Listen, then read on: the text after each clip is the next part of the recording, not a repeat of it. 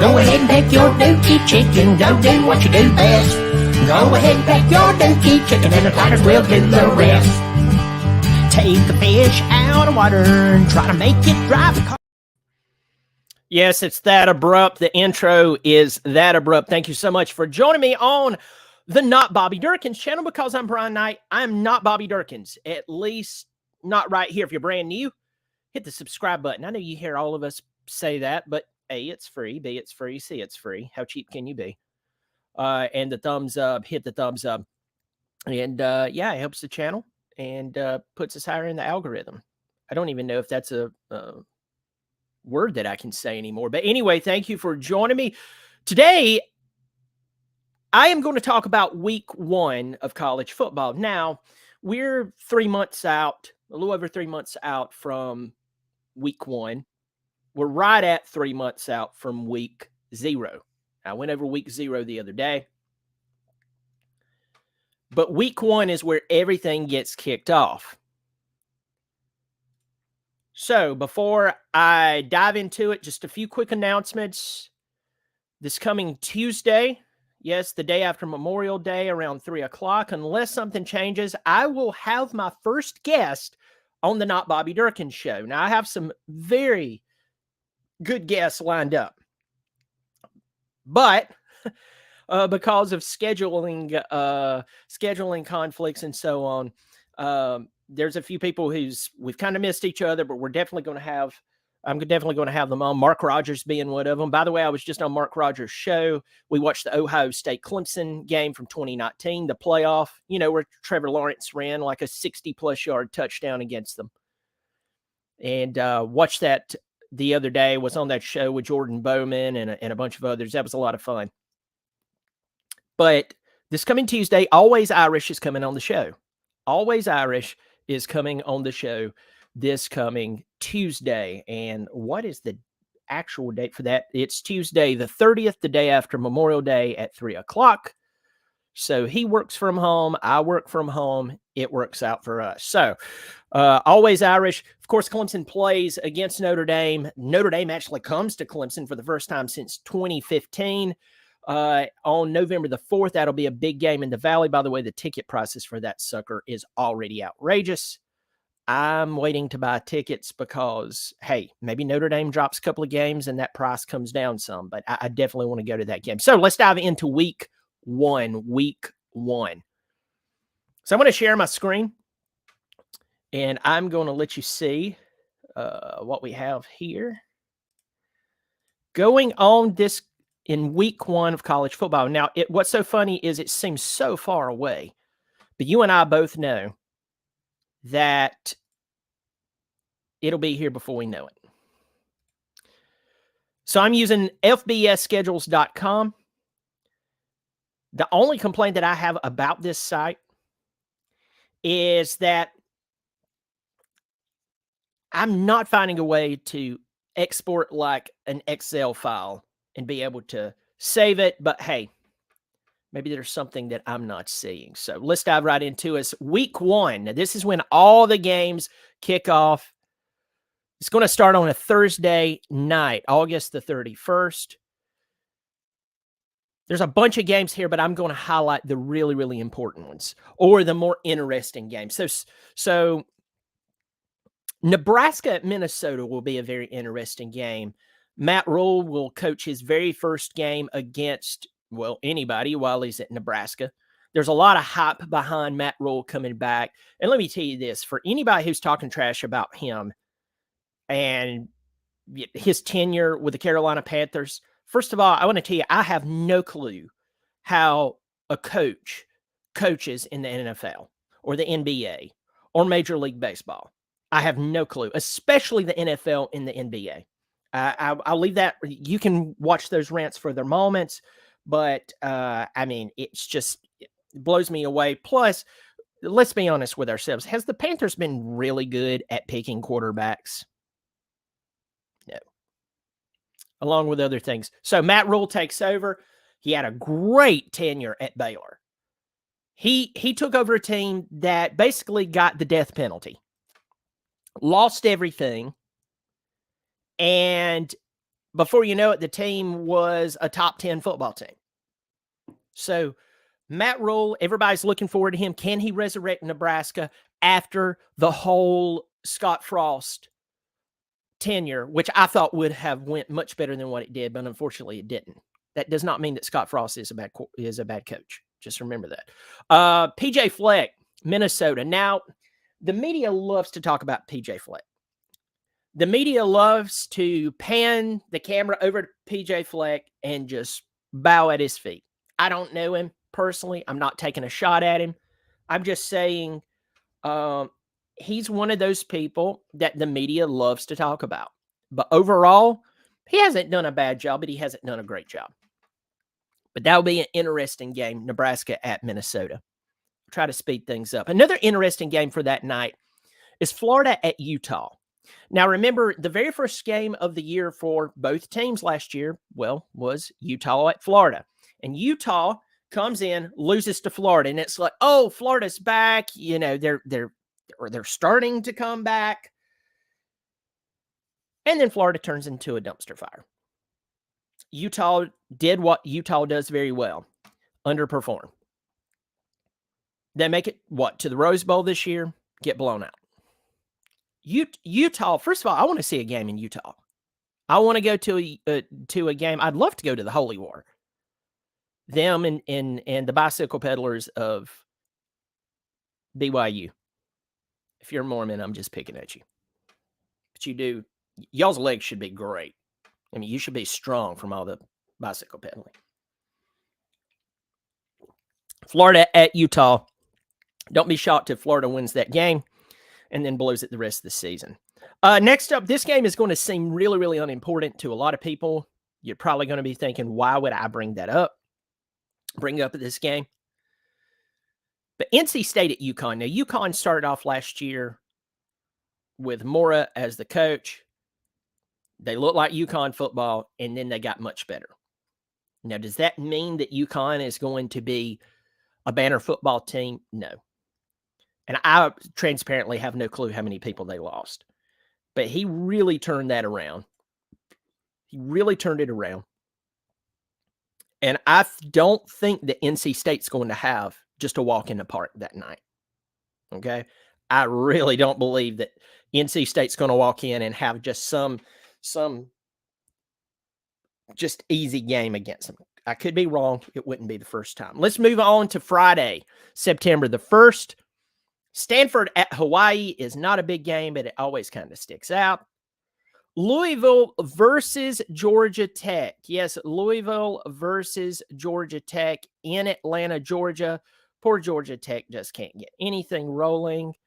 And Louisville, I mean, it's just not the same team as when Petrino had them rolling. And when you think about that, it seems like it was a long time ago. It wasn't that long ago, but it was kind of long ago. I mean, we're talking about 8 years now? 8 seasons, 7 or 8 seasons since Louisville was something. So that will be an interesting game. Not really a barn burner whatsoever.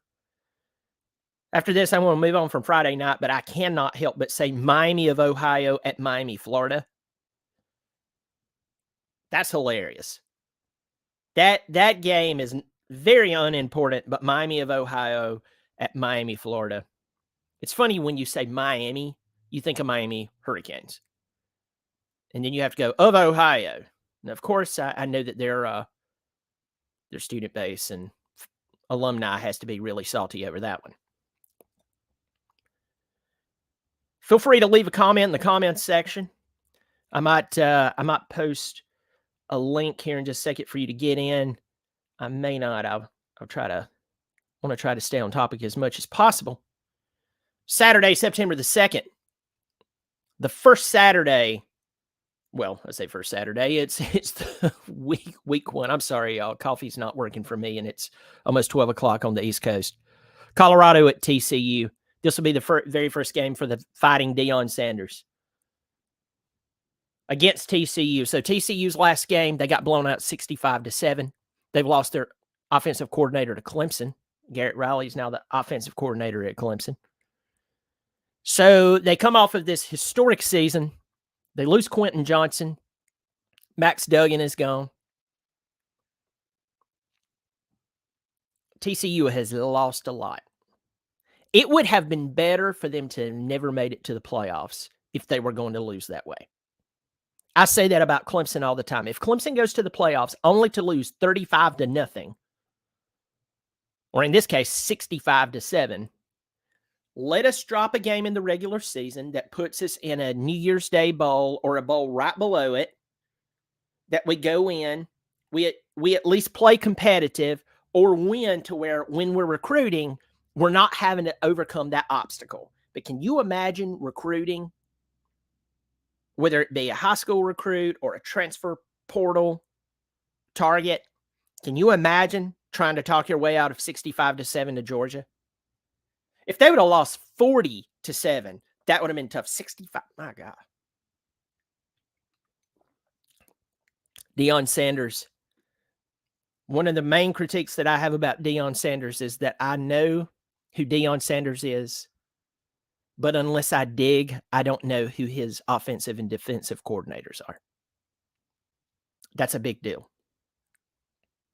If you are at a top level of college football, and I know he's building, and I know all the overly Deion hey, listen, Deion was one of the best football players and one of the best athletes to hit a field. I mean, he was a two-sport guy, but that does not mean he's now getting into a level of college football to where it can't be all about Deion. You have to have fantastic coordinators. Just ask Dabo Swinney.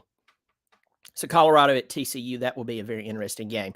West Virginia at Penn State. Unless a healing has went on at West Virginia, Penn State's probably going to drag them in that ball game. Going on down, you can see there's a sea of games here.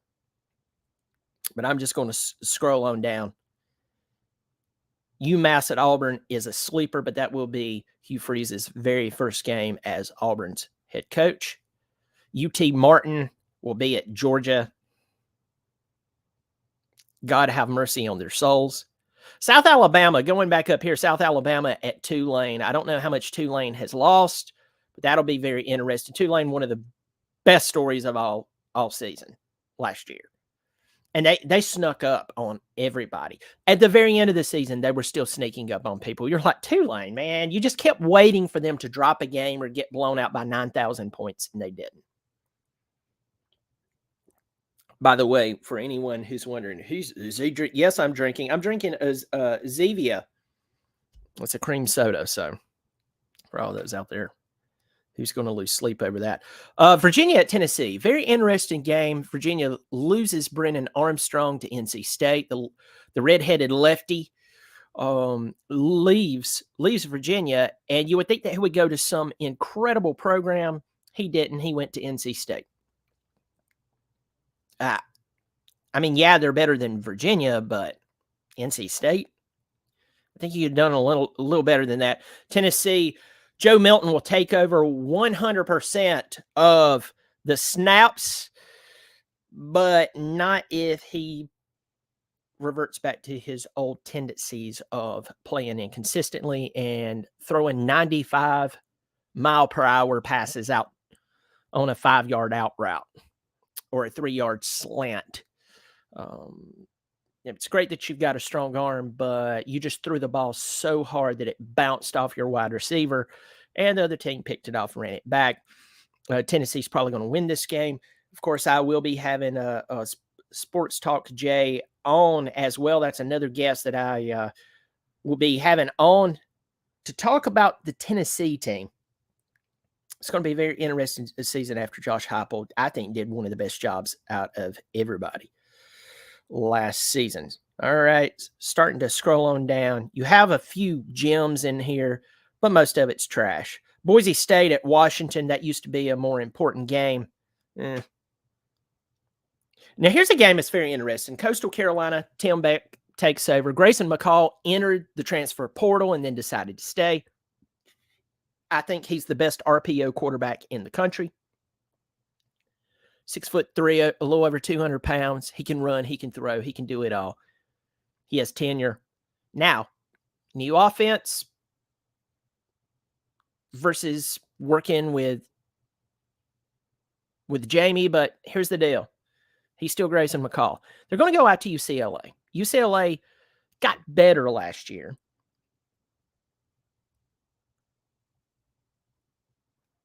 Coastal Carolina, unless they've done something incredible, have absolutely no defense. In fact, they lost Josiah Stewart. He hit the transfer portal and went to Michigan. So that's a very interesting game. If listen to me, they have 4 fantastic running backs. They're like Clemson. They have 4 fantastic running backs. Now, they don't have a Will Shipley. I'm not saying that it's in the same level, but I'm saying they have 4 running backs who can really do well. And 2 of them are incredible. That could be their saving grace. But if they can put together a little more on the defensive side and the offense is not struggling, keep an eye on that game for an upset. What would be called an upset special? Very odd game. Fresno State at Purdue. What's up, Slim Shady Canes? Fresno State at Purdue. That's a weird game. Who's coaching at Purdue again? I can't remember. So what? Brom left Purdue and went to Louisville. And did Luke Fickell go to Purdue? Folks, I'm going to look this up live. I really don't care at this point. Luke Fickell. No, Luke Fickell is at Wisconsin. So, and I'll tell you this, how Notre Dame let Luke Fickell get away. I know, and maybe Always Irish can tell me, give me a little more insight on this and his feelings. By the way, Ryan Walters took over Purdue.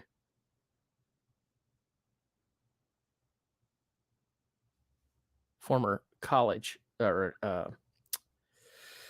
former, I believe, Colorado football player.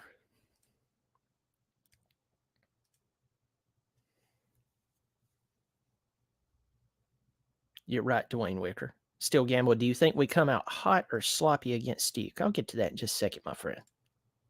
Hey, don't get ahead of me. I'm just kidding.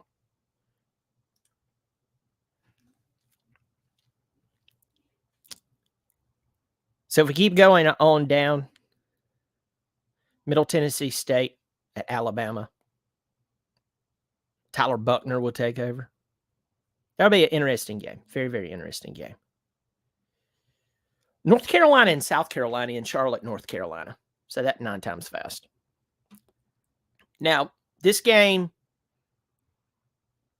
has been very, very interesting over time. Of course, I hate South Carolina. I really like Shane Beamer. North Carolina has who I believe to be one of the best quarterbacks in the country, Drake May. I mean, his numbers last year as a freshman was just outrageous. And then Spencer Rattler. I mean, what is he going to do? Is he going to be the guy who was one of the top players coming out of high school? Or is he going to be the guy that gets replaced? I know they have Luke Doty, but Luke would have to do something amazing to replace him. But never count them out for that. That'll be a very interesting game. Mac Brown, by the way, since Mac Brown has went back into coaching, and I'm not making fun of him, it's just you can see the age is wearing on him, and he's looking really bad. He has to be close to retirement. Like when I say he's looking bad, like it's like he's aged much faster over the past few years. So who knows where or what they're going to do. Where or what? What am I talking about? I'm trying to read comments and flick back and forth. I'm saying stuff that doesn't make sense. Sunday, September the 3rd. This is biggie. LSU versus Florida State. Now, LSU's been recruiting their brains out. So has Florida State. Florida State beats them last year. Brian Kelly's very first game is a loss, probably the biggest win that Mike Norvell has had since he's been at Florida State. So you have LSU, FSU. Now, this is they're on level ground in the sense that both teams has not played a first game. That this will be both their first games. So the sloppiness, the out of sync, getting the first game of the year rust off, that's going to be a big deal for both teams. It might come down to who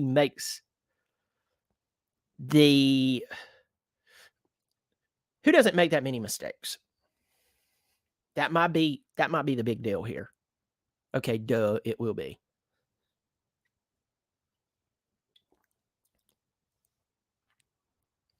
For Clemson, this plays very well for us Tigers. The LSU Tigers is going to make Florida State show the Clemson Tigers their playbook. Clemson, which I'll talk about them right after this, Clemson does not have to show their playbook until they get to the Florida State game. Florida State, on the other hand, they're going to have to show their hand if they want to win the LSU ball game. Very interesting. Very interesting. We'll see how that goes down. LSU definitely wants revenge. Florida State, they're in Orlando. It's basically, Orlando to Tallahassee is a decent drive, trust me. But it's still going to be in Florida. That's a home game for them. I wonder how many people on both sides of the ball flies in early, and if they have the money and they hadn't spent it all on the tickets to the game and airfare, how many ends up at Disney? That would be funny to know.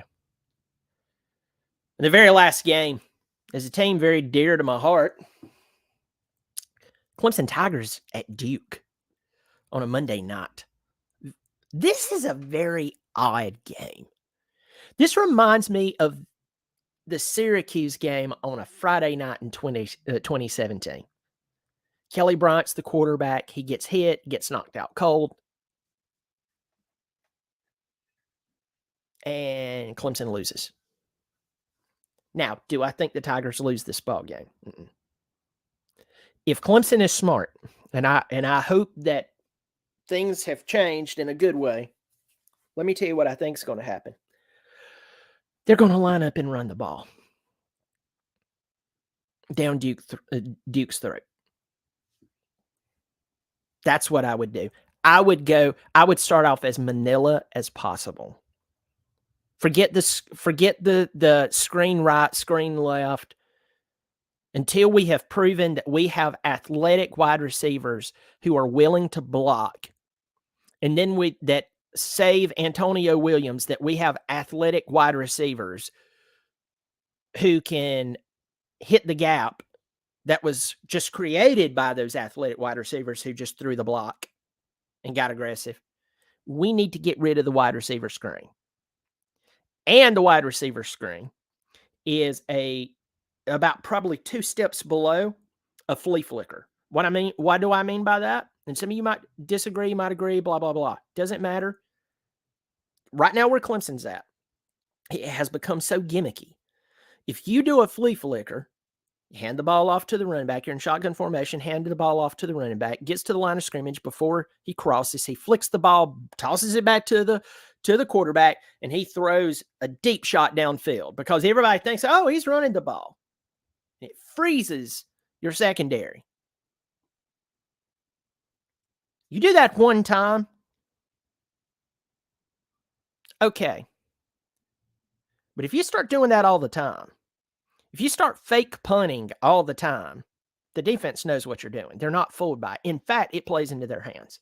That's how I feel about that. We should line up the ball and dare them to stop us. We have a quarterback who can run. We have a quarterback who can pull the ball, take it, hand it off at the last second. There is no reason in the world we have to show anything against Duke. Duke did much better last season.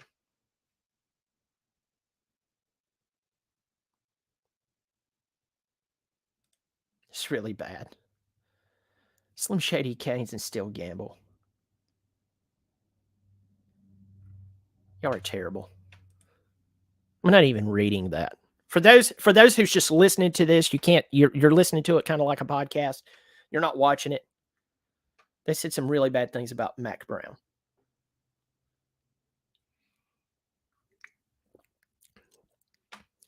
He does look bad. He does look bad. Like I'm concerned about him. There's no way he can continue coaching. If you look at Mac Brown and you look at Nick Saban and realize that they're kind of close in age, you'd never know it. Not me, says Go Taters. Don't say it. Run, run, run, run. Trick play should not be an option.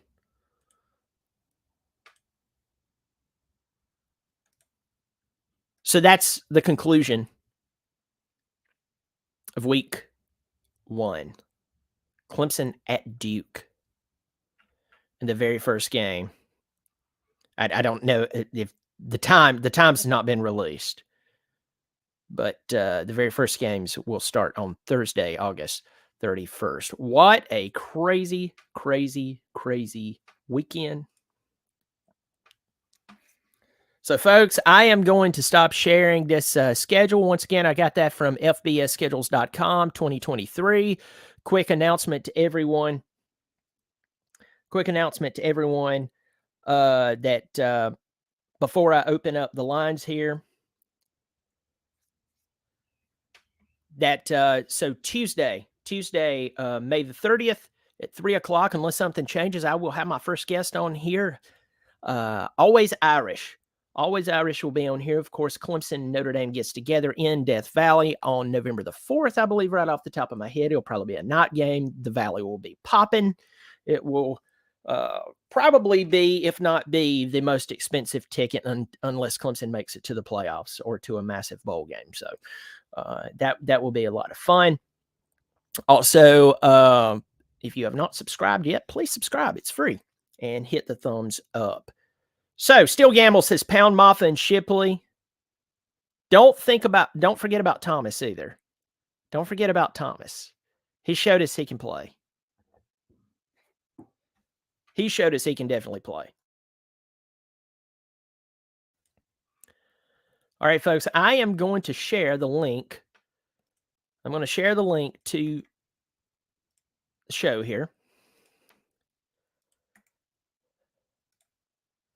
If you want to hop on, we have ground rules. I'm only take about 5 minutes. I know that last time me and Slim Shady Canes hung out for a while, but I'm gonna do about a 3 minute. Let's do 3 minutes. Let's do 3 minutes so everyone else can get in. Please keep it clean. Try to stay off politics if you can, and let's just have fun. Remember, sports is we've turned sports into like a social activist thing, and transparently, I'm tired of it. Sports supposed to be a getaway from life, so you can recharge. So when you do engage in the really important things in life and the stresses of life, you're clear because you were hanging out. You were hanging out over the weekend, watching a ball game. Yeah, you hate it when your team loses, blah, blah, blah, blah. Let's just have fun here. Dwayne Wicker says tricks are for kids. Yes, they are. So I'm going to share that stream. If anybody wants to click in, hop in. While we're waiting for someone to hop in, I know Slim Shady Canes will definitely get in here. He's a favorite among all the YouTubers. He's out driving various regions throughout the United States. So as we're looking at the schedule, we saw some really odd games for first week. I'm telling you, Utah, I'm at the place that I just truly believe that Utah is going to have to. Utah is at a place where the program is good. It's not great. We went to 2 Rose Bowls in a row. Yep, you lost. You blew it 2 years ago. You not only blew it, but you lost to Florida. How do you lose to Florida? Florida's terrible.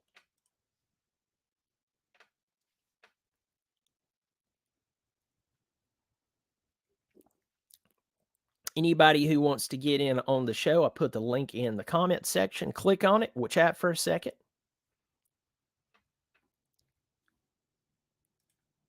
And I could do a video on this, but I don't know if anyone saw over the past few days that Dabo Swinney reacted to some of the comments. That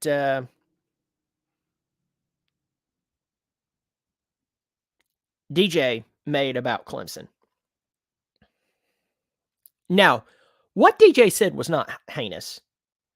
And I know somebody's like, look, stop talking about the guy. But Dabo gave a very diplomatic answer that he loves and he is still pulling for DJ. Hope he does great things. That is the right answer. That is sometimes you have to be diplomatic. I mean, what's he going to do? Rail on the kid? At the end of the day, Clemson was the one who recruited a guy who did not fit their system. So at least he didn't do like other coaches have done and thrown their quarterbacks under, or former quarterbacks under the bus.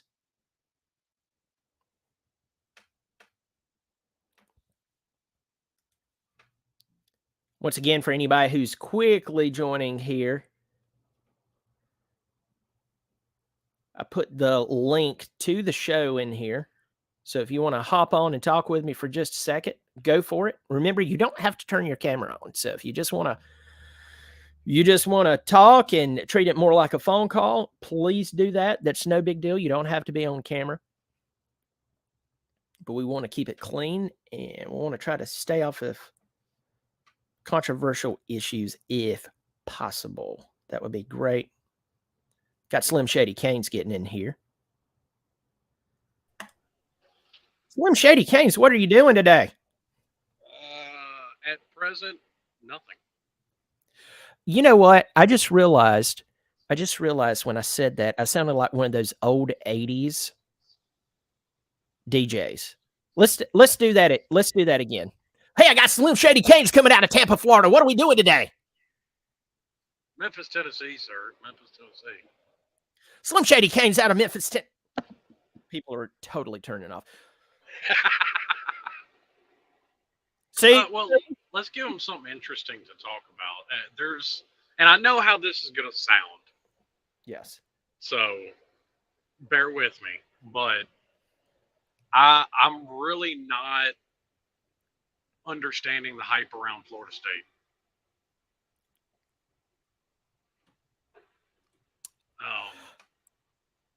First of all, to a point you made a minute ago, Mike Norvell is not recruiting well.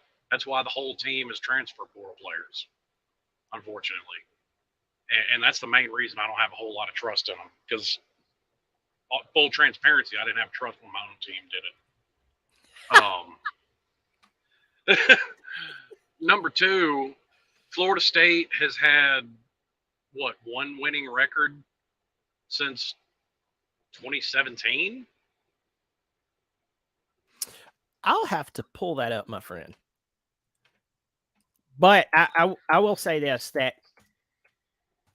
I respect, and I'm going to have some Florida State YouTubers on. I want to have them on, and I'm trying to get more and more people on the channel to talk to them about their team, take some jabs at each other, and have some fun. With that said, Florida State, and we have to pause here and think about this. You have to get players to gel together. You have to get players to gel together. And I respect the transfer portal, and we could go on a transfer portal rant here. I could do that for a good 2 hours. I like the option these young men have to transfer out because coaches can leave at the drop of a hat. And sometimes that's good for them to be able to do. Sometimes some of these players, and you can't police it. You really can't. You can't. You would have to punish the good with the bad. But some of these players are so focused on themselves and so focused on their careers, they'll come in, divide a locker room, destroy everything, and then leave. So there has to be some continuity here. They have to get used to the system that Norvell's running. And Florida State had a good season last year. They had a good season considering what has been Florida State. The problem is I'm not ready to rank them at number 4 preseason like a lot of people has. I know that's to sell subscriptions and magazines and all that bunch of stuff, and people like to try to explain that to me like, the hillbilly doesn't know that. Yeah, the hillbilly does. My show is not to sell subscriptions. My show is to talk about, first of all, just how I see college football. So we all can disagree and have our opinions, good or bad. But I'm not looking at, I respect Florida State and the trajectory they're on. They are not back until they prove it to me. Yeah, and I say the same thing about Miami. Now, I'll say this. This isn't coming. I get a lot of people are going to say, well, a Miami fan is just bashing Florida State. And we've had these conversations. I have a lot of respect for Florida State because I know Miami never would have become what they did if it wasn't for Florida State. So I want Florida State to be good so we can still kick the crap out of them, but I still want Florida State to be good because it made Miami good. But I said this when they hired Mike Norvell. I'm still not sold on him. There's a big difference between not crashing the ship that you took over at Memphis for Justin Puente, because that's what Mike Norvell did. He was the replacement brought in when what was that? Virginia Tech picked up Justin Puente. And to his credit, he kept it rolling while he was there. Some people have been known to crash their car into a median. So props to him for not doing that. But keeping steady at Memphis and correcting the huge program and problems that were at Florida State are two very different things. I muted myself because I had to burp, and then I started talking and forgot that I had muted myself. By the way, anybody else who wants to hop into the show, I just put the link in right here. So hop on. You can talk to me and Slim Shady Cades. Me and Slim Shady's going to go a little longer than 3 minutes. Why? Because it's my show. I made the rules, and I darn well can break them. So I'm going to share Florida State's schedule last year. Now, for all the naysayers, like you just said, they would be like, hey, the feedback that we're receiving, the criticism we're receiving is from a Miami Hurricane. The same with me, a Clemson Tiger. Okay.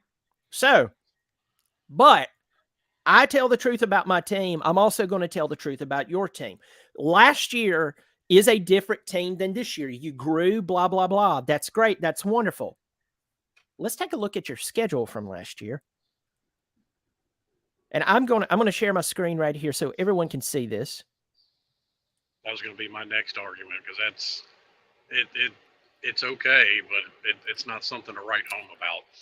Well, the interesting part is who they lost to.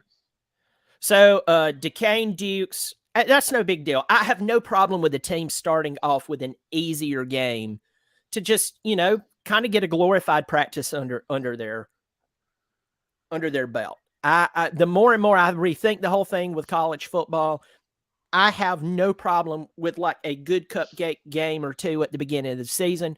Just get your team rolling so when they do play a good team, both teams are kind of firing on all cylinders. They've got some of the stupid out, as I like to call it.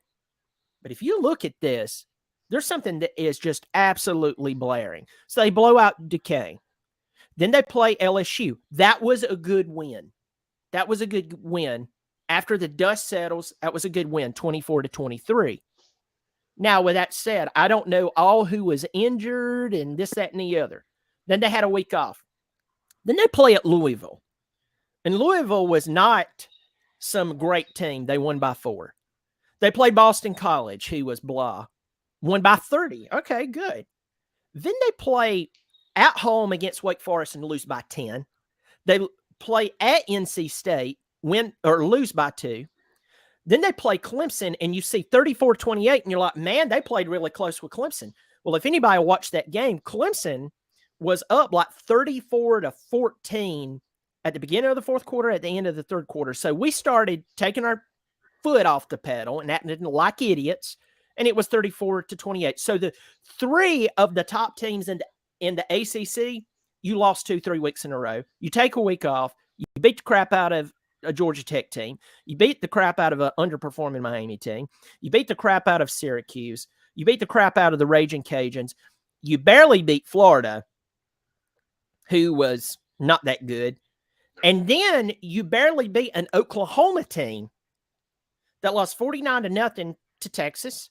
They lost by 31 points to TCU. But in Oklahoma's defense, they lost 4 games by 3 points and 1 game by 7. So if you just flip those, I mean, you're looking at about a 9-win season for them. So I'm not going to say that Brent Venables' club was just absolutely terrible, but they were 6-6 coming into the game, and you won by 3 points. My point in saying all of this is that, yeah, you were better last year than what you have been. And yes, you've brought in all these transfer players, but let's be honest with ourselves. You're going to have to prove it, man. Because if there's anybody who should know that you have to prove it, it's a Miami Hurricanes fan, because you've been sold this lot several times recently, and it just hasn't panned out. Well, I'll add one more thing to that before I go into that heap of problems. But the NC State game, Florida State was winning at halftime. Excuse me. And Devin Leary goes down. They lost to a wide receiver taking snaps at quarterback and lost a halftime lead. So it was all ground game throughout the entire second half, and you let NC State beat you.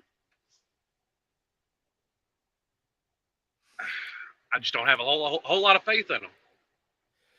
Now to the other mess. Well, go ahead. I'm sorry. No, I was just going to say that with this, so Tuesday night, Mark Rogers had me on, and it was behind a paywall, so it's probably not on YouTube now.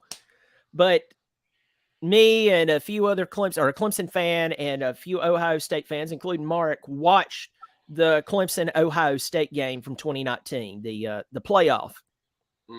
And first of all, it was really, really sad, because I'm looking at probably the last really good, strong Clemson football team. I know they had Trevor the next year, but there was a lot of people who was gone the very next season, Isaiah Simmons being one of them. And it was really sad. And I found myself just a few years later yearning for dominance, yearning for physical play on both sides of the ball. So I get it, Florida State. You want those heyday. You want the heyday of Famous Jameis coming out there and your team dominating, or especially the prime Bowden years. You couldn't even think about beating Florida State during then. I get it that you want that. Here's the problem. Wanting it so bad that you are ready to overlook reality, I'm telling you, as a Clemson fan, that hasn't helped me. And it's not going to help you. Florida State's going to have to prove it. And I'm not going to be a believer until they do. They can come out and beat Clemson and then blow it the rest of the season. That still doesn't change me. I would be like, yeah, you beat Clemson, but you blew it. So that's where I'm at with not only Florida State, but that's how I measure my own team. Yeah, and I look at my own very much the same way. Does Miami have the talent to do better than they did? Yes. Obviously, with, we're going to call it a black hole of consistency that's been the Miami program, you're not going to have it. And every, much like you brought up about bringing in transfer players and everybody having to gel, I've got now a starting quarterback who's on his third offensive coordinator. I'm not surprised at all why Miami's in the shape they're in. Now, do I think, even with a new coordinator, do I think they're going to be as bad as they were last year? No. The offensive line can't get any worse. So there's going to be improvement there. If they can keep a quarterback healthy, there's going to be improvement there because that was the big thing. We went through 3 of them last year. I had another one and it just completely gone. While you're trying to track down your thoughts there, Dwayne Wicker asked a really cool question. Who will be the best quarterback in the ACC? Where does Travis fit in? I think, and I'm just being honest here, I think that Drake May from North Carolina is the best quarterback in the ACC. I'm talking about as a quarterback. Drake can't go out there and catch the ball himself. Okay, Right. Drake can't go out there and play defense. Unfortunately, and this is where NFL analyst comes in, people who's deciding who's going to choose who's not going to be chosen. They're looking at Drake May. They're not looking at the rest of his team, unless they're saying, hold on, this guy threw a perfect pass there, and his boneheaded wide receiver, who was on scholarship to, I don't know, catch the football, drops the football all the time. Or that wide receiver, listen to this, that wide receiver ran the wrong route. You can tell he ran the wrong route. You can tell the reaction of the coaches and the quarterback and even the wide receiver himself after the play, he ran the wrong route. That's the reason there was an interception thrown. Folks, these people are picking this apart. Drake May, I believe, with experience, is the best quarterback in the ACC right now. Klubnik has a lot to prove. I know Klubnik did what he did in the ACC championship. He has a lot to prove. Hopefully, he has the man in charge at OC to prove it, and he has the running back room to kind of take some of that pressure off of him. He has Bo Collins coming back. He has Jake Brenningstool. He has Antonio Williams, and then he has other guys who's trying to prove that they are not the lackadaisical wide receivers that everybody in the league, including a lot of Clemson fans, me included, are saying they are. So that'll be interesting. I think that Travis is definitely in good contention to be included in the list of top 3 quarterbacks in the ACC, possibly. But Drake May, hands down. I mean, you got to think that Jordan Travis is what, a 5th-year senior? Drake May was a true freshman last year, maybe redshirt freshman. Do you see the? Yeah. Okay, well, with that same standard, where does Van Dyke fit in? Because look what he did when he came in 21 when King went down. I mean, he started beating Jameson's records. So that's a good point. That's a good point. And being on offensive coordinator number 3. So the unfortunate, and he's had the same problem. Boneheaded wide receivers not catching the ball, and offensive line not protecting him. But I mean, we saw in 21, what he can be capable of. Not me says cohesion is essential. That's why I think Dabo is building the team the right or best way, recruiting over portal. Not me. I have mixed feelings about that statement. And by the way, y'all, I'm going to have to use the restroom, and I'm going to have to end this real quick, or else I'm going to start. This Nasivia is now about to end this show, so I'll make this comment, and that's this: that loading up on transfer portals, I can see the touch of death there. I get where you're going with that. At the same time, using the transfer portal sparingly and building a player persona that says this player is transferring out of a bad situation, or this player has grown and they like that kid. I'm losing his name right now, but he's a really big defensive lineman for Florida State, transferred out of Albany. He had a great year last year. Everybody's thinking that he's going to be amazing this year. Do you know who I'm talking about, Slim Shady? Yeah, his name escapes me, but yeah, I remember when he went in. Yeah. That's not a bad pickup. It's not a bad pickup to pick up some players, especially if for Clemson, their offensive line needs it. our offensive line, and watching that Ohio State game the other night and watching some of the play on the offensive line for us versus now, where it's like they have mannequins set up in Clemson jerseys trying to block people, except for a player or two. It is sad. I mean, it is sad. So I agree with trying to recruit in people who initially believes in the system. Jared Verse, thanks, Jay Hodge. Thanks for that. The truth is sometimes you have to go to the portal. I think that when going to the portal to fix your team and you're 3 or 4 years into the portal or into your coaching tenure, and you have to basically retool the team 4 or 5 years in, that could be spelling issues for not just your program, but for you yourself. So, Slim Shady, you want to say anything else before I have to shut this off and go use the restroom? Yeah, I'll just throw my 2 cents on what you're talking about. There's nothing wrong, in my opinion, with trying to plug holes and fill gaps with the portal, but I don't believe you can build a championship contending team through it. We see that with Colorado. They had a player that transferred in from Jackson State following Dion. After the spring game, he hits the portal again. And once again, you cannot police it so much, because you would have to punish the good with the bad. And I'm not for that. I'm not one of the greatest, and I have to tell this, and then I have to use a restroom. I'm the one who's doing this. I'm sorry, y'all. That's doing this to myself. I need to put a catheter in before I come on here, just in case. Just have your Gatorade bottle sitting there. I do. But just to say this, and they go, I remember when I was in elementary school, one kid could do something stupid and the teacher would punish the whole class. That was the dumbest thing ever. That kid never, ever got true discipline. They just knew, if I do it, I don't care if everybody sits here with me and I'm in, they miss recess. They don't care.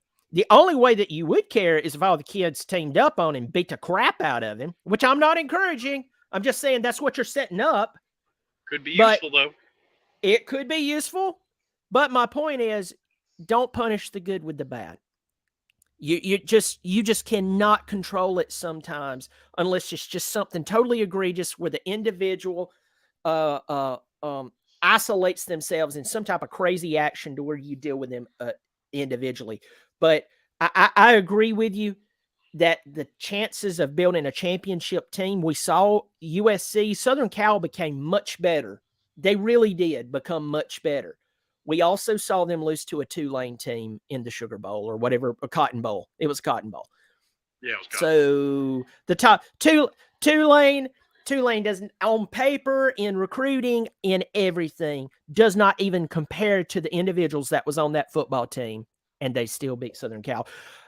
Slim Shady, thanks for coming on the show. I hope you're safe out there. Everybody, I hope you enjoyed it. Remember, this coming Tuesday, 3 o'clock, unless something changes, that's going to be May the 30th. I'm going to have Always Irish coming on. We're going to talk about Notre Dame football. I'm going to ask him some hard questions. He'll be happy to answer. Why Marcus Freeman? Why Marcus Freeman? Why should we believe in him? I'm not sold personally. He has a great haircut and he has a good command in spirit, but I'm not sold on him. I want to hear that from a real Notre Dame fan. I want to hear that. Also, I'm going to be having other people on. Please subscribe, hit the notifications. Folks, thank you so much. You take care of yourself, and I'll catch you next time. In broadcast, and it will not end.